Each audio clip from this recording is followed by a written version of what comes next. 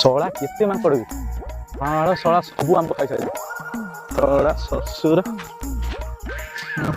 ଶଳା କି ମାଙ୍କଡ ଶଳା ଏ ଶଳା ଏ ଖେଚଡ ହେଇକିନା ଏ ଆମ୍ବ ଗଛ ମୂଳେ ରହୁଛି।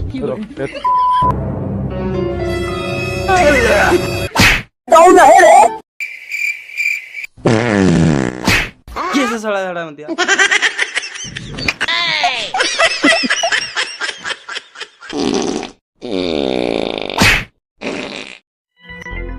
ଖେଚଡ ଶଳା ସବୁଦିନ ଆସିକି ଆମ୍ବ ତୋଟା ଭିତରେ ରହୁଛି।